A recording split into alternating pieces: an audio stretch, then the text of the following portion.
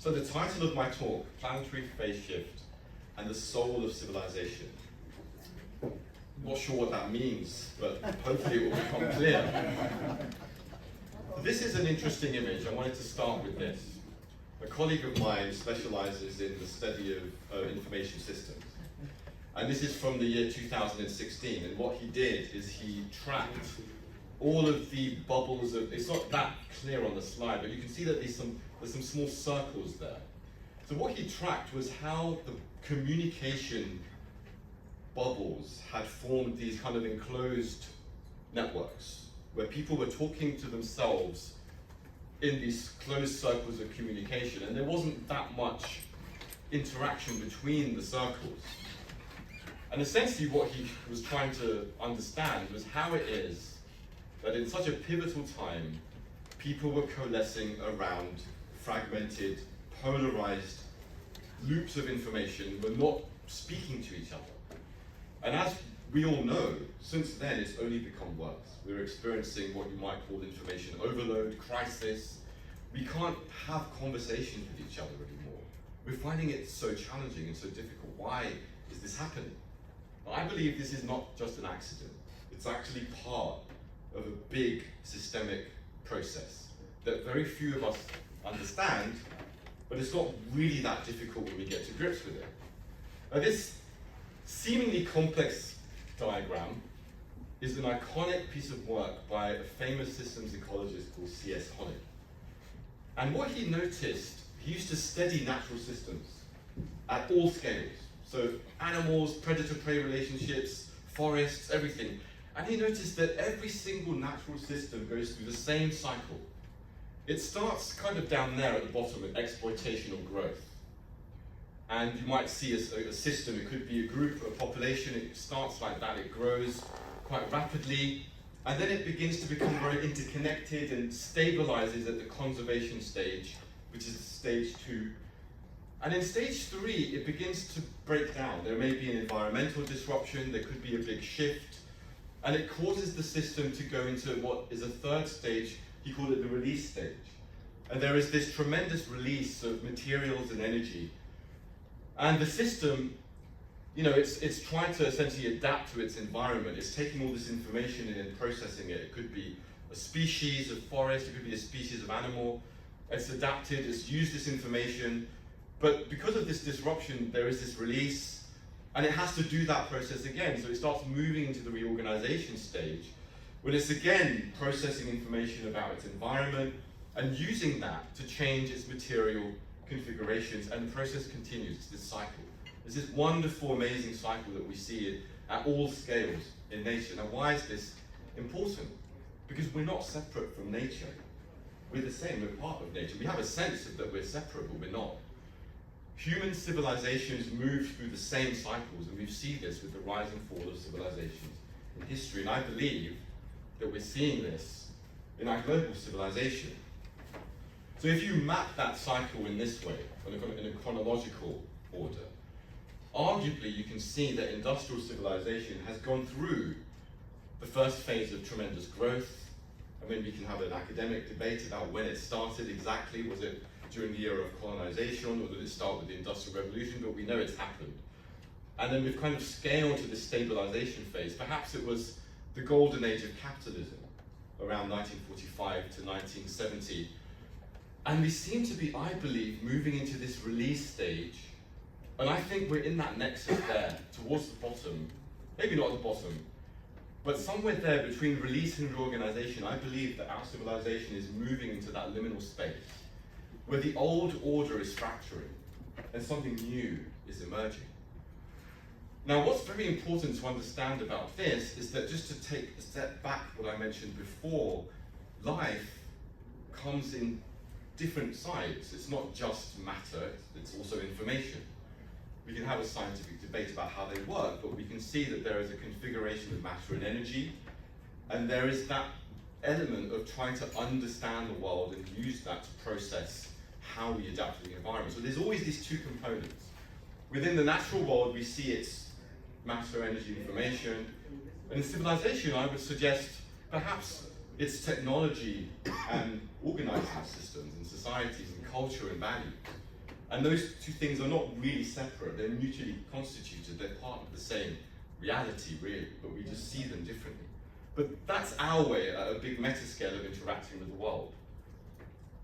So what I think is happening now is I think we're seeing evidence that the old order, from a material point of view, is fracturing. And that this is related to the fracturing that we're experiencing in our information systems, in our cultural systems, and so on and so forth. There was a very interesting UN report a couple of years ago, 2022, which went largely unnoticed in the media, the UN Global Assessment on Disaster Risk Reduction. And they came to a very alarming conclusion. It's the only UN report which has actually assessed the risk of civilizational collapse on a global scale. And I was actually the only journalist to write about the report, which in itself is a symptom of the rather crazy information crisis that we're in. And this was their analysis. When global collapse risk is analysed according to the 9 planetary boundaries, scenarios show a dangerous tendency for the world to move towards a global collapse scenario. So everything that the ministers described early on is real. It's not alarmist. It's happening. We are at an inflection point. There's a couple of key areas that I want to run through quickly, which are really important, very important for you guys to understand. This concept of energy return on investment, EROI. Again, the diagram looks really complicated, but it's actually very, very simple. It's a simple ratio. It measures how much energy you put in to get out usable energy that you can use in your society. So how much you put in to get out. Now with oil, there was a time when oil was wonderful on EROI. It was very, very high ratio. But that ratio has declined over time. And in fact, if we look at this graph, studies show that around 1960 to 1970, the global EROI of total fossil fuel energy actually peaked and is now hemorrhaging. It's declined by around half over the last few decades and is continuing to go down. And we all know that we have been moving away from the very lucrative cheap oil and moving more into unconventional, heavier oils, which require a bit more complexity to get it out, fracking and all the rest of it. So that reality is now taking place. But of course, we live in a global system. Everything is interconnected. These two graphs really illustrate, they focus on oil and they show how fast this is happening. So if I highlight the graph on the right, that shows the amount of energy that we're using from oil just to get the oil out. By 2030, you're looking at about 25% of the energy from oil being used to get the oil out. By 2050, you're looking at 50% of the energy from oil just to get more oil out. That is economically and energetically unsustainable. Forget anything else. It's self-cannibalizing. It's not going to work.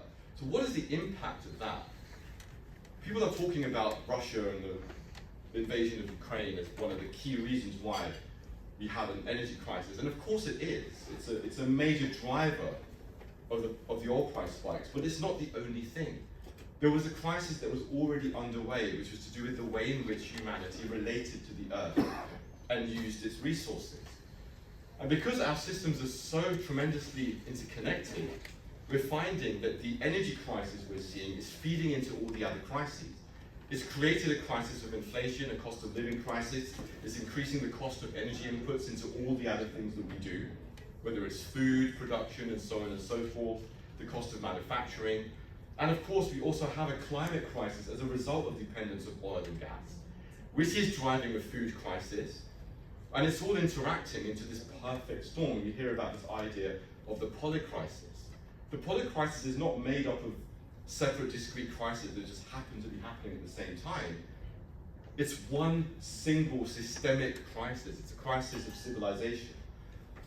And so this graph, which I actually kind of always put up as a joke, because you look at it and it's like, what does that even mean? I can't make sense of that. That's supposed to be systems thinking right there, right? What I would say is that what that represents is the chaos in our organizational systems when it can't cope with the crisis. Our systems aren't designed for this. We didn't build the industrial infrastructure to deal with this, and so it's fraying at the seams. So we go back to that idea that we're kind of moving into this liminal space between release and reorganization, and that was kind of the frightening side. It feels kind of terrifying that we're in this space. But I now want to highlight the reality that there is, in the release stage, as the old order begins to weaken, there is these amazing opportunities for new change in a way that didn't exist before, because the system is weaker. And we can see the signals of the new system emerging. And I'm just going to focus primarily on technology, but there's also cultural shifts going on. People have done surveys about the way young people are thinking about the future. Vast majority of young people, and not just young people, but people overall, all over the world, are experiencing a shift in their values. They're saying that we want to do something about the planet. We want to see a different way of being. We want to see a different way of doing things. But that shift is taking place. But for the ease of brevity, I just want to focus on some of the technological things that are taking place. And we'll be really quick. Look, we know these things are happening, right? That there is an exponential clean energy revolution taking place. The costs of clean energy are declining exponentially. This is driving exponential adoption all over the world of solar energy, wind, and batteries. And it's happening now. Scientists who have attempted to model this forward to see where is this going to go, they've said even without climate policies, this system of solar power is going to become dominant by around 2050. 2050 is too late, guys. We all know that. We can't wait. And they also highlighted other problems. They said if there's underinvestment in the most vulnerable regions, it won't roll out fast enough to deal with the climate crisis. So it will happen. It's happening. You can't stop this happening. And it will disrupt the fossil fuel industries. It will outcompete them. But it's happening too slow. It's not happening fast enough. And there is a question of who owns that infrastructure. How is it distributed? But the good news is that the EROI of this system is better than the old system. It's improving exponentially. It's actually getting better. We've never had a technology like that before that actually gets better the more you use it. Some people have studied, as Swiss scientists have said, that if you deploy the system in the most optimal way, you could be producing 10 times more energy than we produce today, which would be enough to create a global circular economy system where you rigorously recycle minerals and materials so you don't keep hurting the planet. So there's many, many possibilities that will open up with this new system. And it will feed into, and it is feeding into, other sectors. The transport revolution is exponential. It's happening. We're seeing the same patterns with electric vehicles, costs declining, exponential rates adopted. And there is arguably a new system that's emerging. People call it transport as a service. We'll talk about it another time. Within the food sector, we're seeing other very interesting technologies emerging, like precision fermentation, which allows us to program proteins by using the same methods that we use to brew beer. And we can use it again, powered by clean electricity. And some experts are saying that it will mean that as it scales, by around 2030, 2040, the need for animal agriculture will simply disappear. These are just some of the technological things that are taking place. And of course, we're also seeing things going on in artificial intelligence, information sector, changes and so on and so forth. It's all happening. The whole industrial order is massively transforming. But the problem is that I've got this line, the new civilization can't survive without a soul. What do I mean by that? It comes back to the things that we're talking about. Is that just because you have technology, technology can't save us, because you need an organizing system, a political system, an economic system, a cultural system, which organizes how your industries work. How are they owned? How are they distributed? How are they regulated? How are the benefits used and applied in society? Those things are new. All of the current existing organizing systems were built around a very centralized hierarchical industrial order, which is now fracturing around us. And a new one is emerging. So we need to find a way to re-engineer the soul of our civilization, to figure out, how does it look? How do we manage these new systems? How do we distribute them? There is an amazing possibility space emerging. We could have a civilization which produces far more energy than we can even conceive today. which produces food and transport and all the things that we need for everybody without hurting the planet. But we cannot do it unless we re-engineer the fundamental fabric of our civilization. And this is where the role of faith and community groups and religious leaders and cultural leaders becomes absolutely pivotal. Because we need to figure out how and why do we decentralize ownership of energy? How do we decentralize the way the electricity grids operate? How do our supply chains work? What is the incentive for big mining companies who are going to be supplying electric vehicles to say, we're not going to hurt the earth? We're going to rigorously recycle our materials. We're going to invest in that. What's the incentive to do that? If you're in the old paradigm, the only thing that matters is the bottom line and material self-interest, there's just no reason. But we've got to this strange point in our history as a species, where in order for us to survive, we get to that point there, the last box called values, where unless we take on this mantle of planetary stewardship and really begin embodying these values of compassion and love and justice and integrate them into the systems that we're building, we cannot survive as a species. So this is an amazing wake-up call. This is a point we've reached where we now have scientific evidence that if we are to survive as a species, we have to integrate these values into our lives at every scale. It doesn't matter whether you believe in God or you don't believe in God, but these values, there's something about them that connects us with the earth in a real way. And we have to embrace that. We have to find how we can make that work. And with that, I would like to close and thank you so much for your time, and hopefully we can move on to the panel.